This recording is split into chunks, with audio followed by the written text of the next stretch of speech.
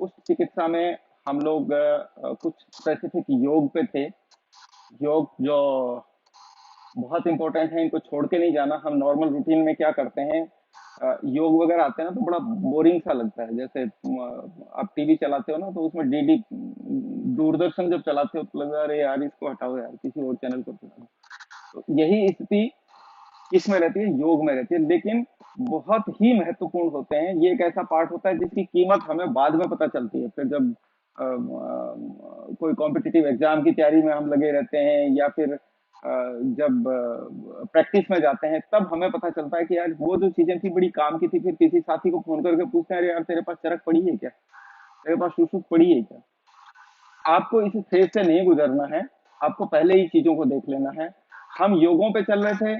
हमारा जो योग कनक बिंदवरिष्ठम, इस योग को हमें स्टार्ट करना था। तो चलिए वही कल की तरह से हम करेंगे फटाफट। हम ज्यादा टाइम नहीं लेंगे, और जो जो योग हमारे हैं उनको हम जल्दी जल्दी स्टार्ट करते हैं, जल्दी जल्दी इनको कंप्लीट करते हैं। ये कल के योग हैं। कल जो योग हमने देखे थे, पटोल मूलाधिपात हमने देखा था, उसके बाद में मुस्तादी चूर्ण हमने देखा था, उसके बाद में फिर फुलादी चूर्ण हमने देखा था। ये हमारा हो गया था। और ये क्या था हमारा, इसको हम थोड़ा सा छोटा कर लेते हैं। ये मध्वासव था हमारा। और मध्वासव के बाद जो अगला था हमारा, वो था कनक बिंदवारी। क्लियर, यहाँ पे इसके ऊपर चलते हैं, या यहाँ से हमें आज स्टार्ट करना है। ठीक है, ओके, क्लियर। ये मेरा ही रिफ्लेक्शन स्क्रीन के अंदर आ रहा है, तो आप थोड़ा सा डबल डबल काउंट कर लीजिएगा मुझे, ठीक है ना। तो एक क्लास में 2 क्लास हो रही है हमारी, दो दो टीचर आपको एक साथ पढ़ा रहे हैं। कनक बिंदवरिष्ठम, तो कनक बिंदवरिष्ठम बहुत महत्वपूर्ण है। और इसका हमने कहा था कि इसका जो उपयोग है, इसका जो प्रयोग करते हैं, उसके रिजल्ट भी बहुत शानदार हैं। तो मार्केट में भी कनक बिंदवरिष्ठ अच्छा खासा सेल होता है आज भी, जैसी भी क्वालिटी में होता है, लेकिन बहुत अच्छा सेल होता है। इसका रिजल्ट बहुत बढ़िया है। चलिए, इसके अंदर हमें करना क्या है। जो श्लोक में जो मुख्य बातें हैं हमने सारी यहाँ पे ले ली हैं। अब श्लोक में इसके अलावा कुछ ज्यादा बचा नहीं है खास। खैर को लेना है हमें, और खैर के सार भाग को हमें लेना है। सबसे बड़ी बात है कि इनका सार भाग लेना है। इसलिए विजय सार, खदिर सार, ऐसा कुछ आता है ना, तो आपको खदिर सार, विजय सार, इस सार से आपको क्या लेना है, कास्ट लेनी होती है। और कास्ट के बीच का जो सार भाग होता है, उस सार भाग को लेना होता है। उस सार से ये मतलब है। कितनी क्वांटिटी में लेना है हमें, इसको लेना है 1 द्रोण की क्वांटिटी में। इसको कितना लेना है, 1 द्रोण। तो पहली चीज, खदिर सार लेना है 1 द्रोण। लेकर के इसको घृत भावित अगर कोई घड़ा है, उस घड़े के अंदर उसको डाल देना है, उसको रख देना है। इस घड़े के साथ आपको क्या मिलाना है, ये कंटेंट है, त्रिफला है, नागरमूथा है, त्रिकटु है, अडूसा है, वायविडिंग है, इंद्र जो है, हल्दी है, अमलतास त्वक है, और गिलोय है। इन सभी को, प्रत्येक को कितनी मात्रा में लेना है हमें, प्रत्येक को लेना है आपको 6 पल की मात्रा में। तो इनकी मात्रा हमने कहा था महत्वपूर्ण है, भूलना नहीं है, मात्रा आपको याद रखनी है। विजय सार, इसकी खजीर सार की मात्रा कितनी है, 1 द्रोण की मात्रा। और इनकी मात्रा कितनी है, 6 पल की मात्रा। लेने के बाद घृत भावित घड़े में आपने इसको रख दिया। रखने के बाद इनको प्रत्येक को 6 पल आपने इसे में मिश्रित कर दिया। और मिश्रित करने के बाद इसको धान्य राशि में आपको रखना है 1 माह तक। अब ये 1 माह का समय जो है वो भी महत्वपूर्ण है कि कितने टाइम तक इसको रखना होता है, और किसके अंदर रखना होता है ये भी महत्वपूर्ण है। ये दोनों चीजें महत्वपूर्ण है। तो ये दोनों चीजें भी आपके नोट्स में इंक्लूड होनी चाहिए, इनको आप टालना नहीं है। ठीक है, ऐसे क्वेश्चन एक्चुअल में एग्जाम में बहुत बहुत ज्यादा पढ़ते हैं, बहुत अच्छे क्वेश्चन है, आते भी हैं एग्जाम में। तो मात्रा 1 द्रोण, फिर इनकी मात्रा 6 पल, 1 माह तक इसको रखना है, और धान्य राशि में रखना है। ये सारे बहुत इंपॉर्टेंट है। क्लियर, चलिए। अब इनको रखने के बाद 1 माह बाद आपको क्या करना है। 1 माह हो गया, आपने इनको छोड़ दिया, तो 1 माह बाद इसका सेवन करना है। और सेवन कब करना है, इसका सेवन करना है प्रातः काल। इसका सेवन कब करना है आपको, इसका सेवन होगा प्रातः काल। तो इसको कभी भी कनक बिंदवारिष्ठ को सुबह के अलावा आपको मरीज को प्रयोग के लिए नहीं देना है। इसका जो निर्देश है वो जब आप मूल श्लोक पे जाएंगे तो श्लोक में आचार्य ने प्रातः प्रातः कहा, यानी सुबह सुबह ही। अब सुबह सुबह ही का क्या मतलब हुआ कि प्रातः भी आपको लेट नहीं करना है। अब हम तो रात को 2 बजे वेब सीरीज देख करके सोते हैं, तो हमारी तो प्रातः होती है 10 बजे, लेकिन प्रातः प्रातः यानी सुबह सुबह ही देना है। यानी कि आपको सुबह जो है वो 6 7 8 बजे से पहले पहले रोगी को इसका सेवन करने के लिए आपको निर्देश कर देना है, तो इसको सुबह ही लेना है। ठीक है, अब ये करता क्या है, ये महाकुष्ठ को 1 माह में खत्म कर देता है। ये आचार्य के श्लोक की मूल भावना है, श्लोक की पंक्ति है। जब हम श्लोक पे जाएंगे, वापिस हम श्लोक को देखेंगे, इन्हीं कंटेंट को, इन्हीं चीजों को श्लोक में भी देखेंगे, तो जो कुछ कुछ टर्म स्पेसिफिक श्लोक में आती है तो श्लोक से उठा करके दे देते हैं। क्लियर? महाकुष्ठ को ये 1 माह में खत्म कर देता है, और क्षुद्र कुष्ठ को ये कितने दिन में खत्म करता है? 15 दिन में। आचार्य ने ऐसा निर्देश किया है कि कनक बिंदुवारिष्ठ जो है वो महाकुष्ठ को 1 माह में और क्षुद्र कुष्ठ को 15 दिन में समाप्त कर देता है। अन्य जो व्याधियां हैं जिनके अंदर ये काम आता है, आर्स हो गया, श्वास हो गया, भगंदर हो गया, कास हो गया, किलास हो गया, किलास स्वीत्र को कहते हैं, ठीक है, प्रमेय हो गया, शोष हो गया। और इसके साथ आचार्य ने एक और लाइन जो कोटेशन कही है, जो कोट है वो बहुत इंपॉर्टेंट है, न भवती कनक वर्ण, न भवती कनक वर्ण, यानी अगर इसका आप सेवन करते हैं तो आपकी जो त्वचा है वो कनक के समान सुंदर हो जाती है। इसीलिए इसको क्या नाम दिया गया है? कनक बिंदुवारिष्ठ। आपको कहीं कनक दिखा इसके अंदर कंटेंट में? कनक बिंदुवारिष्ठ में कहीं कनक आया? ठीक है ना, ये चीज इंपॉर्टेंट है। और अब हम मूल श्लोक के ऊपर एक बार इसको मैं छोटा कर देता हूं, आप में से कोई इसका स्क्रीनशॉट लेना चाहे तो ले सकता है। मैं इसको छोटा कर देता हूं, वापिस हम जाते हैं हमारे चैप्टर के ऊपर। खदिर कसाय द्रोणम कुंभे घृत भाविते समवाप्य है। अब आपने क्योंकि कंसेप्ट समझ लिया है तो आप इसको भी बहुत अच्छे से समझ जाएंगे। द्रव्याणी चूर्णितानी चे, द्रव्याणी चूर्णितानी चे सटपलिका अन्यत्र देयानी, और त्रिफला व्योष विडंग रजनी मुस्ता अट्रुषक इंद्रियवः सौवर्णी च तथा त्वक छिन्न रूहा च इति तन्मासम। अब ये जो यहाँ सौवर्णी है ना, आप इसको थोड़ा सा देख लें।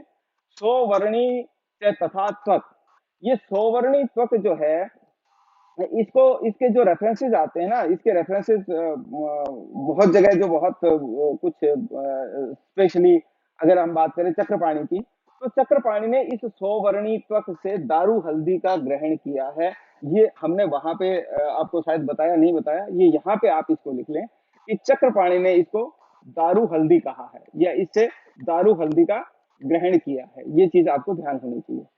निदधीत धान्य मध्य प्रातः प्रातः, ये जो मैं आपको बात कर रहा था, प्रातः प्रातः यानी कि सुबह सुबह ही इसको सेवन करना चाहिए, इसको पीना चाहिए। और मासेन महाकुष्टम, 1 माह में महाकुष्ट को खत्म कर देता है। हंती, हंती का मतलब मार देता है, उसको समाप्त कर देता है। एव, ये संधि विच्छेद हो गया ना, आपको फर्स्ट ईयर में संस्कृत इसीलिए पढ़ाई थी कि आगे जाकर के जब आप चरक पढ़े तो आपको कोई तकलीफ नहीं हो। हंति एव अल्पम तु पक्षेण, और मासेन महाकुष्ठम हंति, यानी कि एक जो महाकुष्ठ है उसको 1 माह में ये हर लेता है। एवं अल्पम तु पक्षेण, और अल्प अगर है यानी क्षुद्र कुष्ठ है तो उसको 1 पक्ष में ये समाप्त कर देगा। और अन्य जो व्याधियां हमने बताई थी, अर्श है, श्वास, भगंदर, कास, किलास, प्रमेह, शोष, न भवती कनक वर्ण है, ये वो लाइन थी जो हमने वहां से कोर्ट में उठाई थी। ठीक है, और पित्वा अरिष्टम कनक बिंदु में इति कनक बिंदु अरिष्टम। तो कनक बिंदु अरिष्ट का जो मेन कंटेंट थे, मेन कंटेंट हमने आपको देख लिए। जो जो चीजें इसमें काम में आने वाली थी, कौन कौन सी चीजें हैं जो आपके काम की हैं, वो भी हमने देख ली। ठीक है, और हमने इसमें एक चीज ये भी देख ली कि आचार्य चक्रपाणी ने जो है वो सौवर्णी त्वक से जो है दारू हल्दी का ग्रहण किया है। इसलिए कई सारी, हो सकता है आपके पास रेफरेंस में ऐसी बुक हो, थोड़ा सा ट्रांसलेशन में दिक्कत आती है, अलग अलग रेफरेंसेस हमें मिलते हैं। इवन यहाँ पे भी आपको पाठ भेद बहुत सारे मिल जाते हैं कि जो इसमें है वो आपकी बुक में थोड़ा सा उनका डिफरेंट है, तो वो डिपेंड करता है किसके हिसाब से, किसके आधार पर ये बुक लिखी गई है। ठीक है, अगला जो श्लोक आता है उसमें चलते हैं, हम इसको हटा देते हैं और यहाँ पे आते हैं। ये एक और योग आचार्य ने बताया है, कुष्ठेषु अनिल कफ कृतेषु एवं, कुष्ठेषु अनिल कफ कृतेषु एवं पयस तथा अपि पेत्तेषु। ये जो कुष्ठ है, कुष्ठ के अंदर, कौन से कुष्ठ में? अनिल।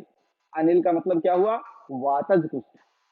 कफकृत, तो अनिल कफ कृतेषु, यानी वात कफ और वात कुष्ठ और कफ कुष्ठ, यानी वातज और कफज कुष्ठ के अंदर अगर इसको पी लेते हैं, इसका अगर पान करते हैं, और तथा अपि पेत्तेषु, और पैत्तिक कुष्ठ में भी।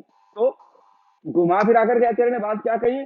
चाहे कुष्ठ वातज हो, चाहे पित्तज हो, और चाहे कफज हो, कोई सा कुष्ठ हो, चाहे कफज हो, कोई सा भी कुष्ठ हो, उसमें इसका पान करना चाहिए। अब पान किसका करना चाहिए? कृतमाल क्वाथ क्वाथस्य अप्येष विशेषात कफ कृतेषु। कृतमाल का जो क्वाथ है, उस क्वाथ का आपको पान करना चाहिए। और कृतमाल के क्वाथ को पान आप अगर करते हैं, कृतमाल का मतलब क्या हुआ? अमलता। तो अगर कृतमाल के क्वाथ का अगर आप पान करते हैं, तो चाहे वातज कुष्ठ है, चाहे पित्तज कुष्ठ है, चाहे कफज कुष्ठ है, तीनों में ही ये आपको बेनिफिट करेगा। लेकिन यहां आचार्य कहे विशेषात कफ कृतेषु, लेकिन कफज अगर कुष्ठ है तो उसके अंदर आपको ये विशेष हितकारी रहेगा। कफज कुष्ठ के अंदर क्या रहेगा? विशेष हितकारी रहेगा। तो ये योग आपको कनक बिंदु अरिष्ट के अलग है, जिसमें आपको कृतमाल यानी अमलतास के क्वाथ का निर्देश किया है कि अमलतास का क्वाथ पान करने के लिए विशेष रूप से आप किसी भी कुष्ठ में दे सकते हैं, लेकिन विशेष रूप से अगर कफज कुष्ठ है तो अगर आप रोगी को अमलतास के क्वाथ का सेवन करने के लिए कहेंगे तो रोगी को शीघ्र उससे बेनिफिट मिलेगा, शीघ्र उससे फायदा मिलेगा। चलिए इनको झाड़ू लगा देते हैं, अब आगे चलते हैं। ये हमारा हो गया, इसकी हमें अब जरूरत नहीं है क्योंकि हमने अलग से नोट्स बनाने शुरू कर दिए। ये योग आ गया यहाँ, ठीक है। इस योग को भी शायद हमने लिया है। पहले योग पे चलते हैं और देखते हैं, ये योग हमारे पास नहीं है तो वापस यहाँ आ जाते हैं, है तो आगे चलते हैं। त्रिफलासव, हाँ ठीक है। त्रिफलासव ये नाम नहीं दिया है, लेकिन त्रिफला क्वाथ है तो इसी से त्रिफलासव। और आसव है, त्रिफला भी चूर्ण भी इसके अंदर बताया था, त्रिफला आसव भी इसके अंदर है। दोनों चीजें कुष्ठ में आचार्य ने निर्देश किए हैं। ध्यान रखना है आपको, योग का कहाँ निर्देश हुआ है, ये चीज सपने में भी आपको भूलनी नहीं है। थोड़ा छोटा है तो हम इसको थोड़ा बड़ा कर लेते हैं ताकि आप लोग बड़ा अच्छे से इसको देख लें। सबसे पहले आपको क्या लेना है? सबसे पहले आपको लेना है त्रिफला क्वाथ। सबसे पहले क्या ले लिया आपने? त्रिफला क्वाथ ले लिया, ठीक है। उस त्रिफला क्वाथ के अंदर आपने मिक्स क्या किया? गुड़, मधु, चित्रक, सुपारी, सुपारी नहीं कहा आचार्य ने श्लोक में, क्रमुक कहा है। आपको समझना है, अगर आप बुक साथ में लेकर के बैठे हैं तो क्रमुक का सुपारी। दशमूल, दशमूल का मतलब लघु पंचमूल और बृहद पंचमूल दोनों लेनी है आपको। दंती, दंती लिखा है लेकिन दंती मूल लेनी है। और दाल चीनी लेनी है। दाल चीनी को आचार्य ने क्या लिखा है? वरांग। तो आपका जो मूल श्लोक है, मूल श्लोक में वरांग शब्द आया है, वरांग का अर्थ आपको लेना है दाल चीनी से, और आपको लेना ही नहीं है, आपको याद भी रखना है। और क्रमुक का अर्थ सुपारी, ये तो हम कई बार बता चुके हैं। ये दोनों मूल शब्द ये आए हैं। ये सारे के सारे द्रव्य लेके इनका क्या है? ये क्या है? ये प्रक्षेप द्रव्य हैं। ये द्रव्य क्या है? प्रक्षेप द्रव्य। यानी त्रिफला क्वाथ के अंदर इनका आपको प्रक्षेप देना है। ये द्रव्य प्रक्षेप के हैं, प्रक्षेप देना है। मात्रा का निर्देश इस योग में आचार्य ने नहीं किया है, ठीक है। अब ये मत पूछना कितना कितना डालना है। और फिर इसके अंदर शहद और गुड़ मिलाना है। ये देकर के आपको उसके अंदर क्या मिक्स करना है? शहद और गुड़ मिक्स करना है। अब शहद गुड़ मिक्स करके फिर आपको इसको संधान के कर्म के लिए छोड़ देना है। इसका संधान करना है, संधान के लिए आपको इसे छोड़ देना है। और इसका उपयोग कहाँ करेंगे? स्वित्र के अंदर और कुष्ठ के अंदर इसका उपयोग किया जाता है। तो ये क्या है? ये त्रिफलासव है। अब इसमें दो तीन चीजें अब थोड़ी सी जो है वो इंपॉर्टेंट है, उन चीजों को आप देख लें। जो प्रक्षेप द्रव्य हैं कौन कौन से हैं, इन द्रव्यों में जो पर्याय यूज किए हैं उनके अर्थ क्या है। मैंने आपको कई बार कहा है, हमेशा जो आप कई बार पर्याय देखते हैं ना, आप कॉम्पिटिटिव एग्जाम में पर्याय आते हैं तो आप जाते हो, द्रव्य गुण को रट डालते हो, विष को रट डालते हो, यार पर्याय कहीं से नहीं निकल के आ जाए, कहीं से नहीं निकल के आ जाए। मोस्टली 90% जो आपको पर्याय निकल करके आते हैं वो जो चरक और सुश्रुत में दिए हैं उनमें से निकल करके आते हैं। इस कंसेप्ट को आप ध्यान रखना।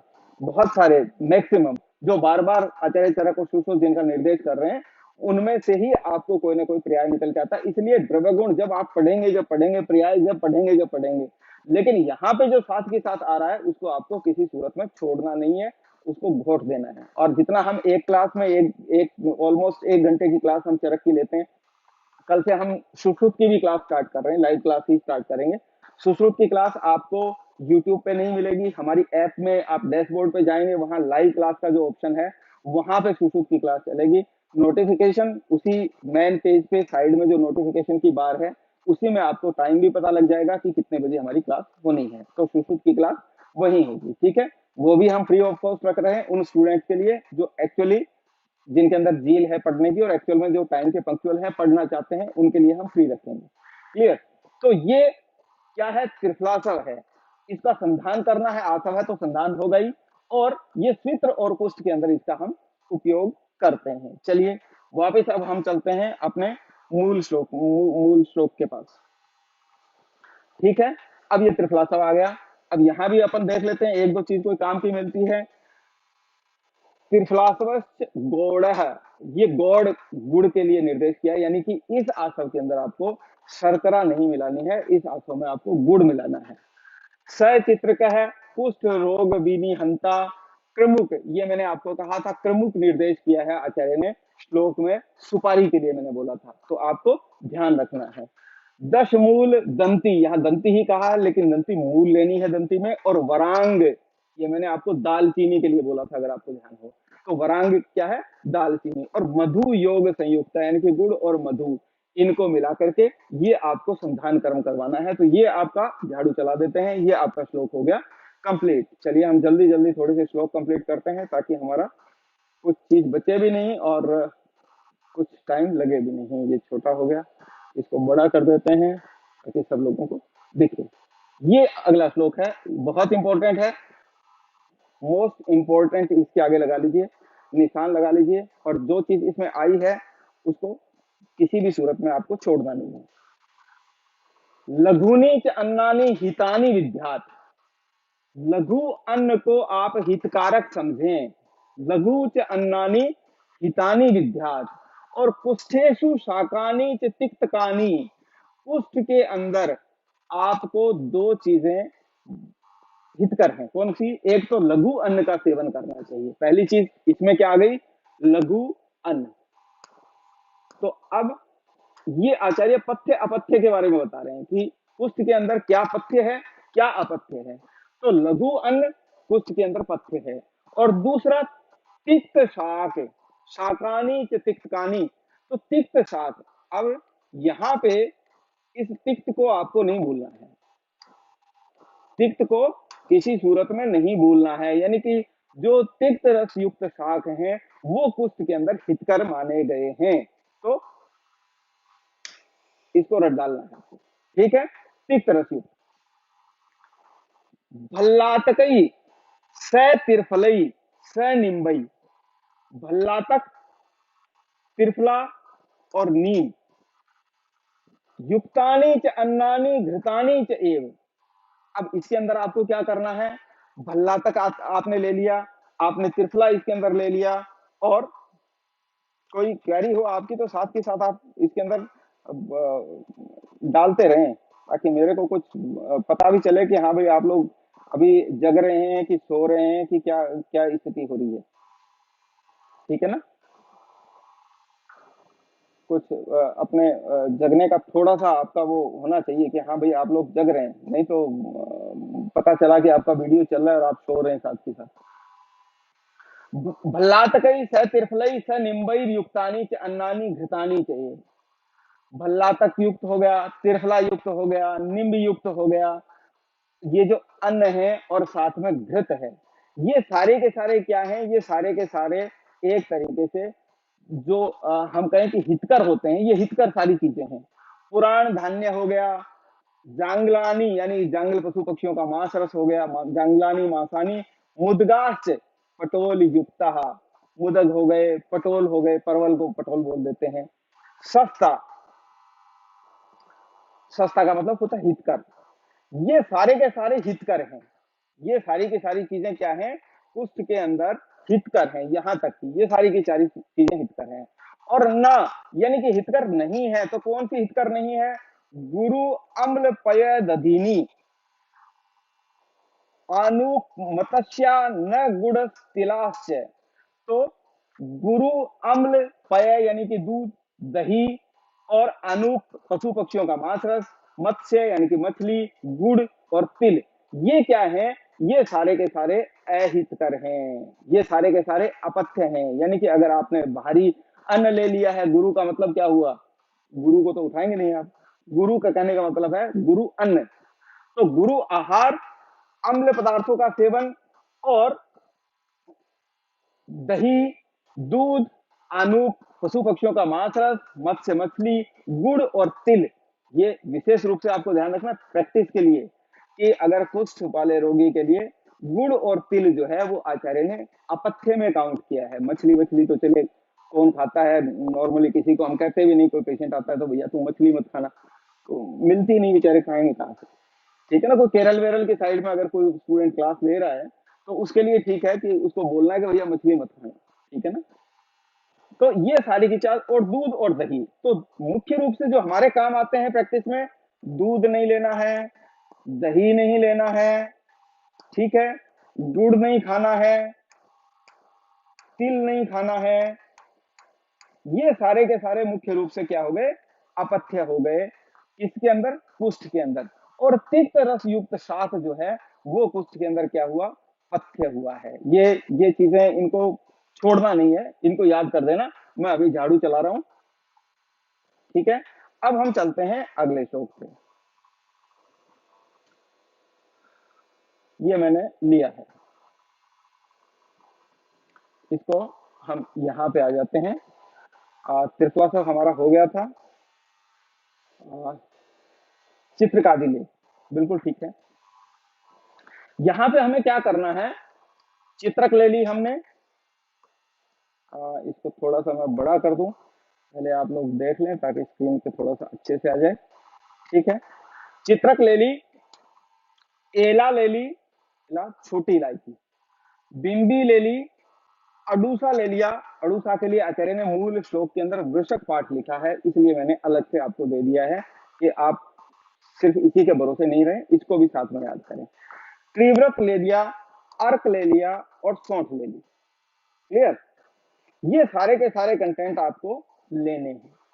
अब ये सारे कंटेंट लेने के बाद में, इसको थोड़ा सा छोटा कर लेते हैं। ये सारे कंटेंट आपने ले लिए, लेने के बाद में आपको क्या करना है? इनको गोमूत्र के अंदर घोल कर, गोमूत्र के अंदर इनको मिला दिया और मिला करके आपको इनके अंदर सॉरी, इनको गोमूत्र में नहीं लिया, आपने अलग से एक कंटेंट बता रहा हूं, ये सारे अलग रख लिए। गोमूत्र के अंदर आपने पलाश अक्षार को घोल लिया और घोल के आपने उसको छान लिया। क्लियर? तो ऐसा पलाश अक्षार जो गोमूत्र में घोलकर छाना हुआ है, उस पलाश अक्षार की भावना इनके साथ इस पलाश अक्षार की भावना देनी है। कितनी भावना देनी है? 8 भावना देनी है। तो ये 8 भावना आचार्य ने निर्देश किया है, और आचार्य ने निर्देश किया तो आपके मस्तुलुम तक ये बात पहुंचनी चाहिए, वहां तक आपको टच करनी चाहिए। परमानेंट मेमोरी कहाँ होती है? परमानेंट मेमोरी में रखना है। पलाश अक्षार जो है, पलाश अक्षार कौन सा पलाश अक्षार? ऐसा अक्षार जिसको गोमूत्र में आपने घोल के छान लिया, उस छानने के बाद उसकी 8 भावना इनके साथ देनी है। और 8 भावना देने के बाद आपको फिर उसका क्या प्रयोग करना है? जो मंडल कुष्ठ है, आचार्य ने स्पेशली निर्देश किया है मंडल कुष्ठ का। नॉर्मली कई बुक ऐसी होती हैं जो मंडल कुष्ठ से ग्रहण सामान्य कुष्ठ से करती हैं, लेकिन हम मूल भाव को छोड़ करके नहीं जाएंगे, क्योंकि हम कोई टिप्पणी तो टीका तो लिख नहीं रहे हैं यहाँ पे। हम सिर्फ जो आचार्य ने निर्देश किया है उसी को यूज कर रहे हैं। हमने ज्ञान साइड में है भी नहीं और छोड़ भी दिया। तो आचार्य ने कहा मंडल कुष्ठ के ऊपर उसका लेप करना है।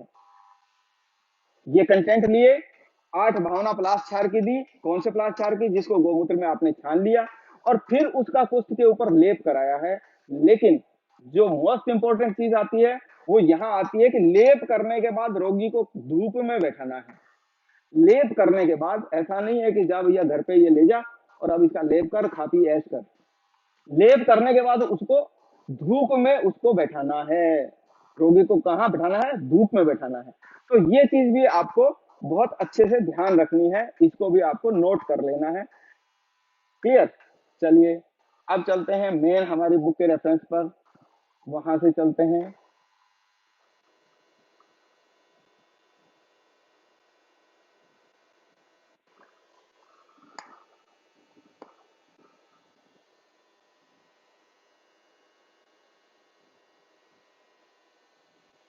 और हमने ये श्लोक कहाँ से लिया है, एक मिनट रुकिए।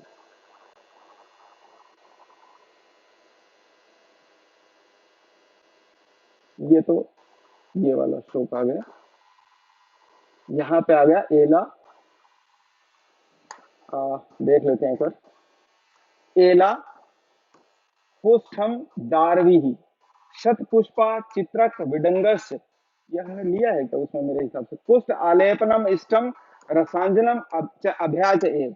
इसके अंदर आपने क्या ले लिया, एला ले ली। दारवी, दारवी से सिंपल तात्पर्य क्या होता है, दारू हल्दी का। दारवी से क्या मतलब हुआ, दारू हल्दी का। आपको ध्यान आ रहा है तो एक बार मेरे को बता देना कि वो योग अलग योग था, उसमें हमारे वाले योग में ये सतपुष्पा दारवी वगैरह नहीं आई थी।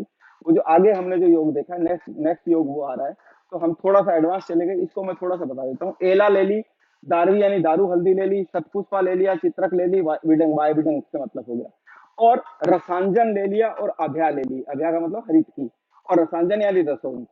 तो छोटी इलायची, दारू हल्दी, शतपुष्पा, चित्रक, वायविडंग, रसोंठ, रसांजन और अभ्या हरित की, इनको लेकर के इनका इनका एक तरीके से क्या होता है, आलेपन के लिए पिष्टी टाइप कल्प टाइप बना लिया, और उसका लेपन करना है कुष्ठ के अंदर। तो ये कुष्ठ में लेपन के लिए एक योग बताया है। और जो हम जिस योग की बात कर रहे हैं इसमें यही चीज है जो है पूरे श्लोक में। हम जो बात कर रहे हैं वो ये वाला, ये हो गया चित्रकम वृषकम, ये वाला योग हो गया। ठीक है, ये ये योग हमारा हो गया यहां तक।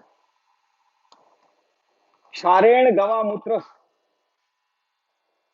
श्रुतेन तेन अक्षय मंडलान्य आशु, ये मंडल कुछ के लिए मैंने बोला था आपको लिया है। ये त्रिवर्त आ गई, नागरक आ गई, वृषक आ गई, बिंबी आ गई, चित्रक आ गई, एला आ गई, और इसकी पलाश अक्षार से भावना देनी है।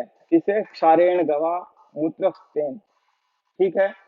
भिद्यंते विलियंती च लिप्तान्यार का भी तप्तानी, और उसके बाद लगाने के बाद इसको आपको धूप के अंदर बैठना है। ठीक है, ये हो गया। अगला जो योग है, इस योग को हमने देखता हूं मैं उसमें हमने लिया है, तो हम उस योग को पढ़ते हैं। ये कौन सा योग आ गया, मासी मरीचम। हाँ चलिए देखते हैं, अगर ये योग वहां पे हमने लिया है तो वहीं से इसको करते हैं, नहीं तो हम वापिस यहाँ आते हैं।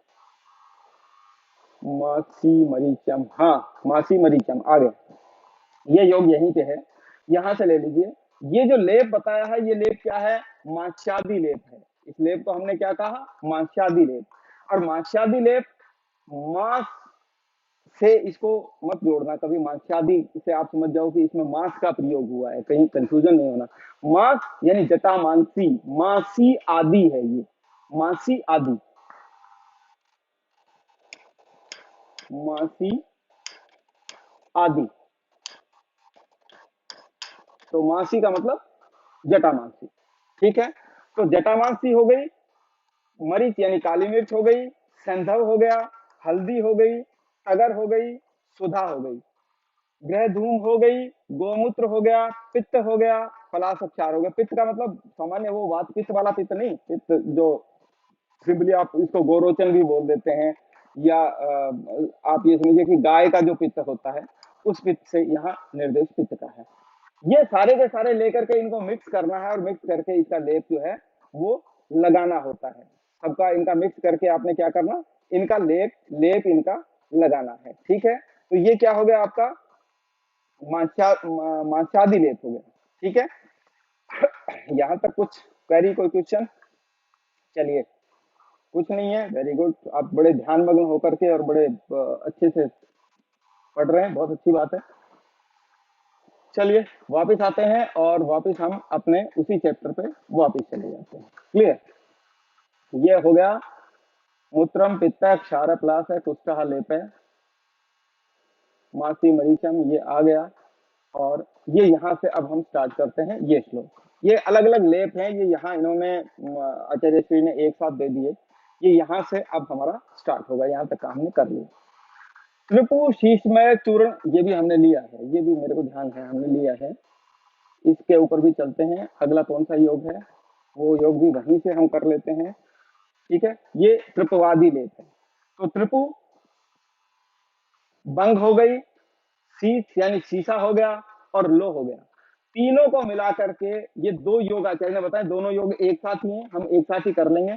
बंग, शीशा और लोह तीनों को मिलाकर के मंडल को उसके ऊपर लेप करना है।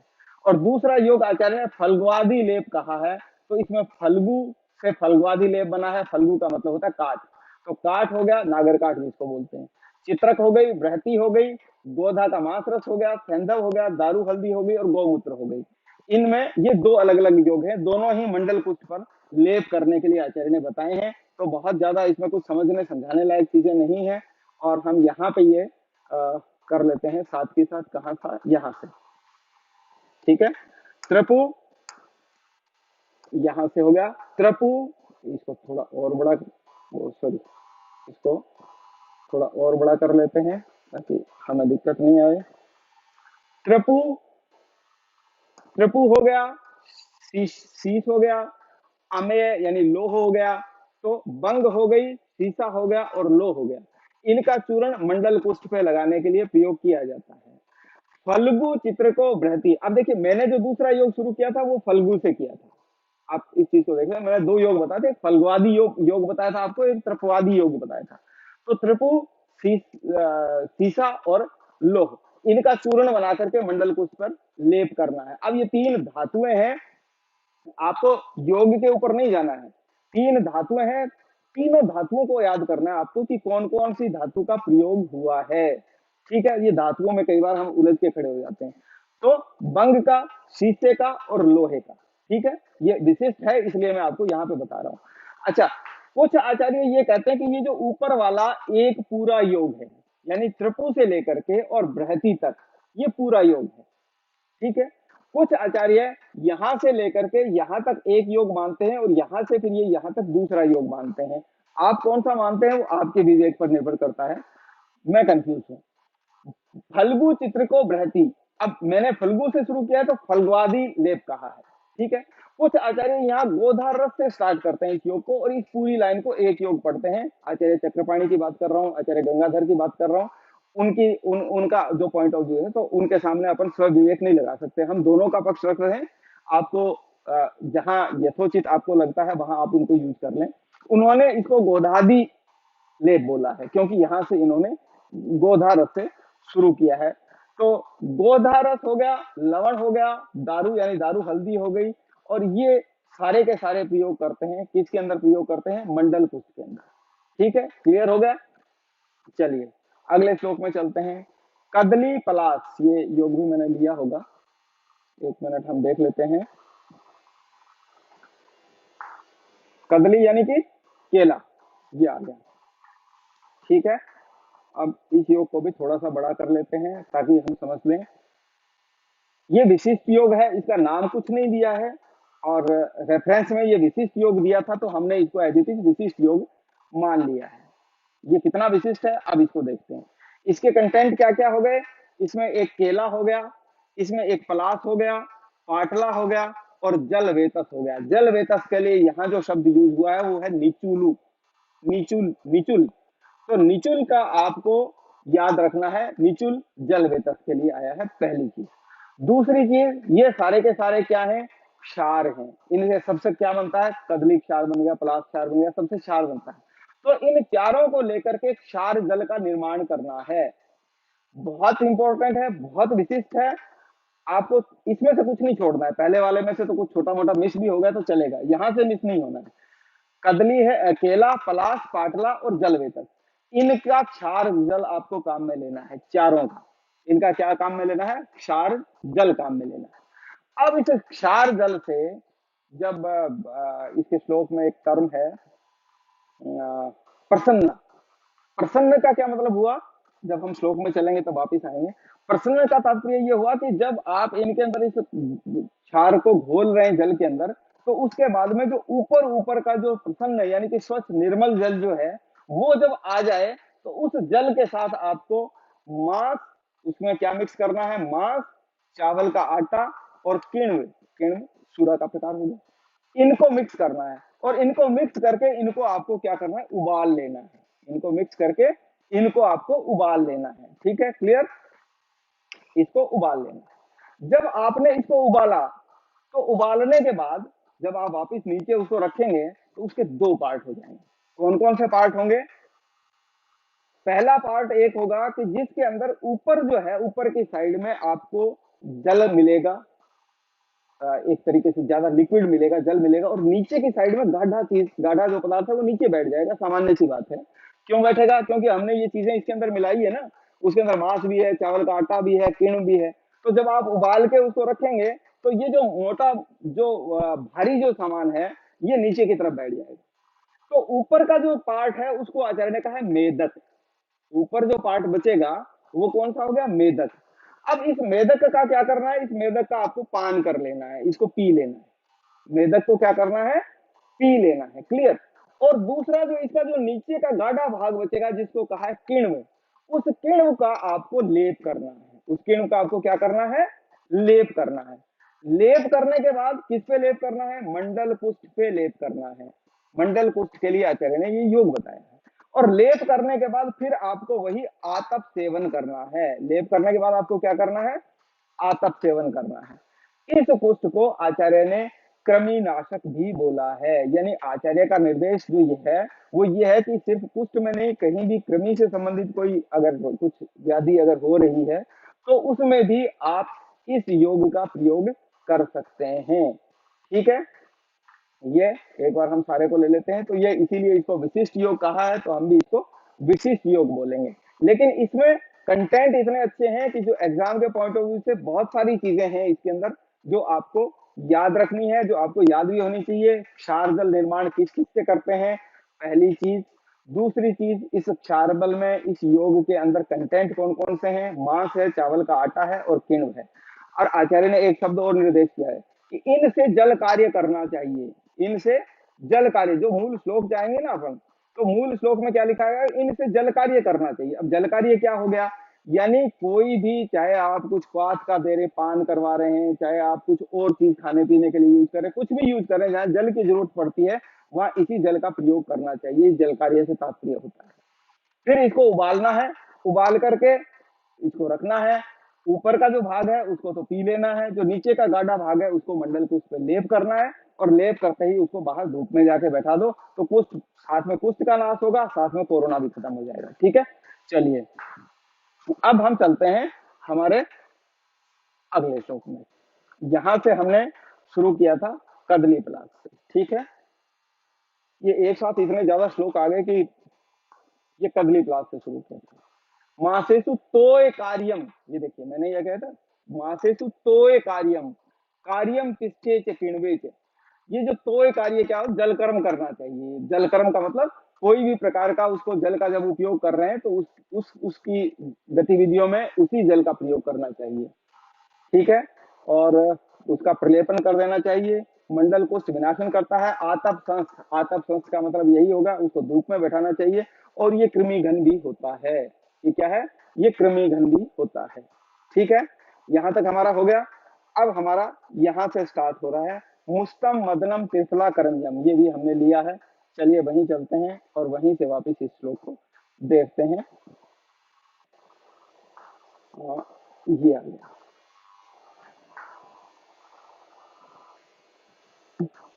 यहां तक कोई क्वेश्चन जल्दी जल्दी बता दें, कोई भी क्वेश्चन आता हो। चलिए नहीं है, वेरी गुड, बहुत बढ़िया, वाह। चलिए अब हम आ गए सिद्धार्थक स्नान पे। अब ये सिद्धार्थक स्नान एग्जाम में भी आया हुआ है, काफी एग्जाम में आया हुआ है। सिद्धार्थक स्नान का प्रयोग किस व्याधि में आचार्य ने निर्देशित किया है? सिद्धार्थक स्नान इंपॉर्टेंट है, बहुत सारी एग्जाम में ये क्वेश्चन आया हुआ है। तो जो आया हुआ है उसको तो हमें याद करना ही करना है, जो नहीं आया हुआ है उसको भी याद करना है। इसलिए ध्यान रखें, सिद्धार्थक स्नान किसमें प्रयोग करते हैं? पुष्ट में प्रयोग करते हैं, एक विशिष्ट चीज है। अब इस सॉरी अब इस स्नान को थोड़ा सा मैं इसके कंटेंट को बड़ा कर देता हूं ताकि आप इसको बड़े अच्छे से समझ पाए। क्लियर? कंटेंट क्या क्या है? मोथा है, मुस्ता, मैनफल है, मदन फल है, त्रिफला है, करंज है, अमलतास है, एंड्रजो है, दारू हल्दी है और सप्तपरण है। ये सारे के सारे सिद्धार्थक स्नान के कंटेंट हैं। ये सारे के सारे क्या है? सिद्धार्थक स्नान के कंटेंट हैं। तो आपको कंटेंट कंठस्थ कर लेना है। लेकिन अब इनका करना क्या है? देखिए, आचार्य ने दो तीन चीजें यहाँ पे निर्देशित की है इसको करने के लिए, कि ये जो सारे के सारे कंटेंट हैं इनको आपने ले लिया और लेकर के इनको आप क्या है, इनसे जो साधित जल है उस जल से आप स्नान करवाएं। इससे साधित जो जल है उस जल से आपको क्या करवाना है? स्नान करवाना है। तो ये क्या स्नान जो है, इस स्नान को आचार्य ने क्या नाम दिया है? सिद्धार्थक स्नान। इसको अगर इसे स्नान कर लिया तो जिस अर्थ के लिए आप स्नान कर रहे हैं वो आपका सिद्ध हो जाएगा। तो सिद्धार्थक स्नान हो गया, कुष्ठ के रोगी में स्पेशली वर्णन किया है। दूसरा काम आप और कर सकते हैं।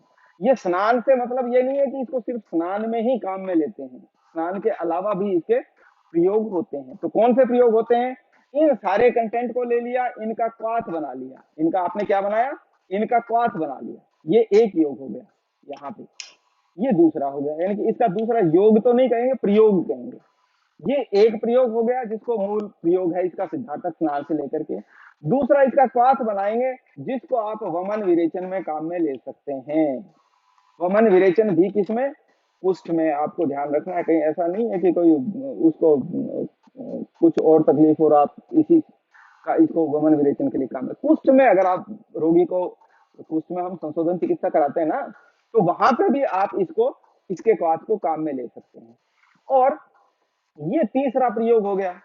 तीसरा प्रयोग क्या है कि अगर इसका घर्षण आप करेंगे, यानी कि स्किन के ऊपर अगर आप इसको रगड़ेंगे, इसके पाउडर को बना करके बहुत अवचूर्णित करके, जिसको कहते हैं अवचूर्णित। अवचूर्णित का क्या मतलब हुआ? अवचूर्णित का मतलब हुआ जैसे धूल नहीं होती क्या, धूल, उस धूल, क्योंकि उसको धूल को हाथ में लेते हैं तो उससे रगड़ नहीं लगती है, धूल से आपको रगड़ नहीं लगेगी। तो इस प्रकार का करके उसको, उससे घर्षण करना है। और घर्षण कर्म जब आप करेंगे तो ये क्या है? ये ब्रण्य है, ये ब्रण्य है, पुष्ट में काम आता है, शोथ का नाश करता है, पांडु का नाश करता है। ये इन व्याधियों का भी नाशक होता है। तो सिद्धार्थक में जो, सिद्धार्थक अगध नहीं, सिद्धार्थक स्नान, कंफ्यूजन मत होना। ये जो कंटेंट है, ये सारे के सारे कंटेंट, इनको तीन तरीके से हम काम में ले सकते हैं। पहला, इनसे साधित जल से स्नान करना है। दूसरा, इसका क्वाथ वमन विरेचन के लिए आप प्रयोग कर सकते हैं कुष्ठ में। और तीसरा, इसकी घर्षण क्रिया करनी है। ठीक है? क्लियर? कोई इश्यू नहीं, कोई दिक्कत नहीं, बोलते जाइए साथ के साथ। चलिए, बहुत अच्छे स्टूडेंट। चलिए आगे चलते हैं। ये हमारा सिद्धार्थक स्नान हो गया। ये सिद्धार्थक हमने कहाँ से शुरू किया है? मुस्ता से। ठीक है, तो यहाँ पे आ जाते हैं। मुस्ता हो गया, मदन फल हो गया, पेन ले लेते हैं। मुस्ता हो गया, मदन फल हो गया, त्रिफला हो गया, करंज हो गया, आरगद हो गया, कलिंगक हो गया, यव, कलिंगक यव, इंद्रजो। इंद्रजो के लिए लिखा जाता है, कलिंगक यव का मतलब इंद्रजो। दारवी दारू हल्दी होगी। सप्तपर्ण स्नानम सिद्धार्थकम नाम। इस स्नान, इसको सिद्धार्थक स्नान कहा जाता है।